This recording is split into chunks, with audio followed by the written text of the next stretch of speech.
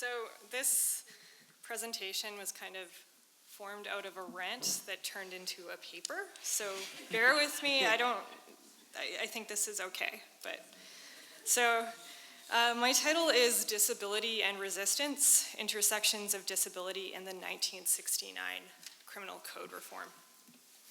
So in this paper, I will make two arguments. First, that a full critique of the 1969 Criminal Code Reform must also account for its ableist contours. And second, that a radical disability framework, including an attention to access, provides a fruitful approach for organizing collective resistance against the ongoing violence experienced by those who fall outside the model of the ideal productive neoliberal citizen. At first, it might appear that the omnibus bill is absent of anything to do with disability. However, as Alison Kafer argues in Feminist Queer Crip, quote, reading narratives and movements as crip, even when they do not explicitly mention disability, might lead us all to begin thinking disability and disability futures otherwise, end quote.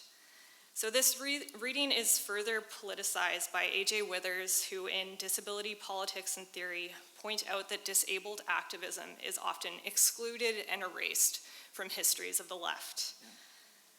Attending to disability, then, is a political act that demands we pay attention to the subtleties of the 1969 legislation, ultimately reading disability into it.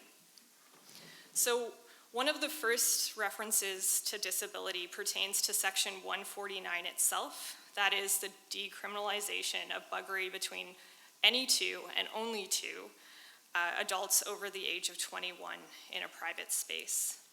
So importantly, the bill states that both parties must give consent. However, it stipulates in subsequent clauses that, quote, a person shall be deemed not to consent to the commission of an act if that person is, and the other party to the commission of the act knows or has good reason to believe that the person is feeble-minded, insane, or an idiot or imbecile, end quote. So notice the discourse used here to describe disabled people, in particular the reference to feeble-mindedness, which scholars in critical race theory, MAD studies, and critical disability studies have linked to eugenicist projects and the creation of the Canadian nation-state. One might think that this clause is provided to protect disabled people. However, this legal protection is already stipulated and provided for in a previous clause, which articulates that consent cannot be given if provided out of force, threat, or fear, or if the act is misrepresented. Ultimately, the bill dictates that those categorized as mentally ill, intellectually disabled, neurodivergent, or people otherwise deemed by the state to be immoral cannot give consent. Any engagement in buggery by disabled people is always already set up to be a criminal act, drawing a line between the newly included homosexual citizen and the ongoing exclusion of the pathologized homosexual. Hence, the homosexual brought into the Canadian nation-state project through this bill, who is presumably monogamous, over the age of 21, and residing in the private sphere, is necessarily abled. And as evidenced through readings of surrounding events and legislation, such as the White Paper, state multiculturalism, and the Just Society, is also white, property-owning, and a cis dude. The ongoing criminalization of the pathologized homosexual is only reinforced by the bill's reference to the figure of the dangerous sexual offender in Section 76. That is, quote, the person who by his conduct in any sexual matter has shown a failure to control his sexual impulses and who is likely to cause injury, pain, or other evil to any person through the failure in the future to control his sexual impulses, end quote. So at the same time that Bill C-150 claimed to decriminalize homosexuality, it reinforced and recriminalized its pathologization. So ableism surrounding the de- and recriminalization of homosexuality in Bill C-150 was not limited to the legislation itself, but was embedded in discourses of the House of Commons debates that followed. So comparing homosexuality to tuberculosis, MP Adrian Lambert argued, quote, that the cure for homosexuality is not legalization, but rather recourse to preventative measures, end quote.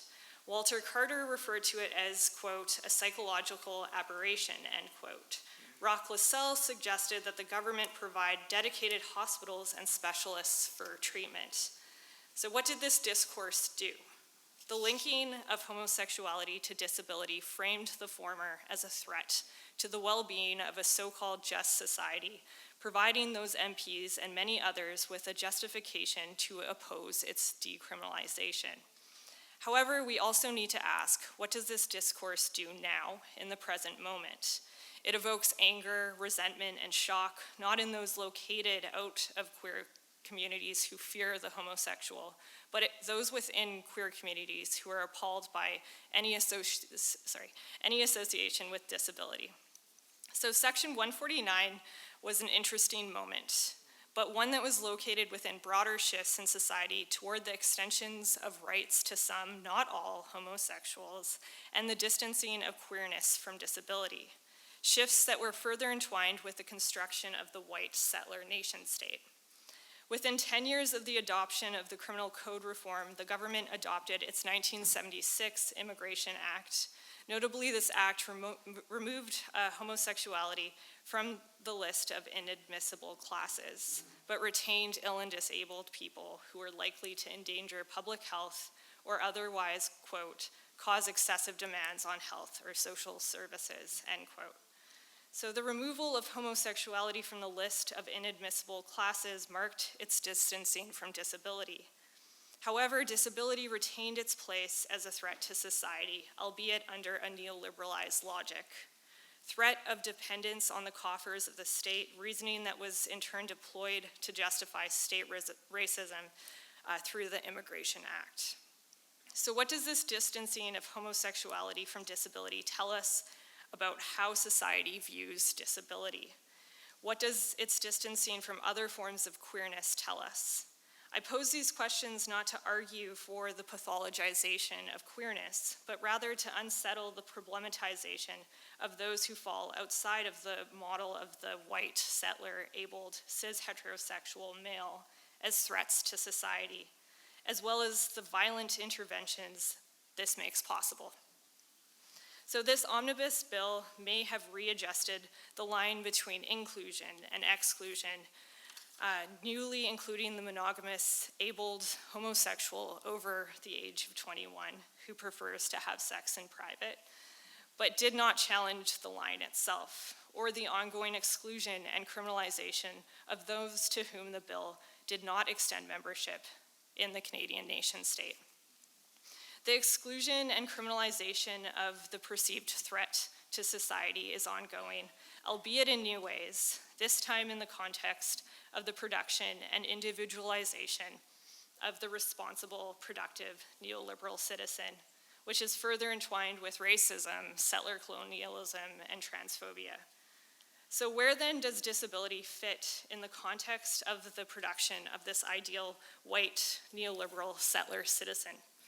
In The Right to Maim, Jasbir Kaur draws on Nicole Markotic and Robert McGruer's theory of crip nationalism, or, quote, the hailing of some disabilities as socially productive for national economies and ideologies, and then further marginalize other disabilities, end quote.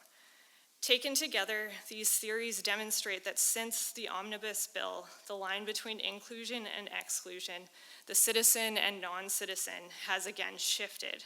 The ideal neoliberal citizen can be queer and can be disabled, but only to the extent that white nationalism, settler colonialism, and cis heterosexism are upheld and reproduced. So what then becomes of those who fall outside of the boundaries of this ideal subject? And how do we collectively resist this violence perpetrated by the state? In Making Love and Relations Beyond Settler Sex and Family, Kim Tallbear argues against the violent ways in which settler states enforce particular ways of relating and making kin through the reproduction of the monogamous couple ideal. Instead, she stresses that, quote, recognizing possibilities of other kinds of intimacies not focused on biological reproduction and making population, but rather on caretaking precious kin that come to us in diverse ways, is an important step to unsettling settler sex and family, end quote. What do these intimacies and kin relations look like? Ultimately, oppressive systems such as racism, settler colonialism, and cis heterosexism are all directed towards a particular model of governance and conception of what society is and what society should be. How have many in the past organized to disrupt this model of governance in ways that brought people together? And how are we organizing in the present to challenge the distancing effects of these oppressive systems? In other words, what histories are erased from the wider discourses on the criminal code reform, and how might we resist these erasures and omissions? So it is here that I find A.J. Withers' model of radical access helpful. They write that, quote, radical access means acknowledging systemic barriers that exclude people, particularly certain kinds of people with particular kinds of bodies and minds, and working to ensure not only the presence of those who have been left out, but also their comfort, participation, and leadership. They then explain that the merits of radical disability theory are, rather than perpetuating unrealistic ideals for humans, radical disability theory calls for reassessing and revaluing people. So Withers ends their book by emphasizing that, quote, we might work in solidarity with other marginalized groups, and we might get past our differences and fight for justice, dignity, and access. This radical model provides a framework for thinking through collective organizing beyond single issue activism. More importantly, it encourages us to come together amidst neoliberal governing projects that seek to individualize and divide us, and provides us with a framework for organizing acts of collective resistance. And unlike the conditions attached to the 1969 Omnibus Bill, this resistance will involve more than two people and must take place in public. Thank you.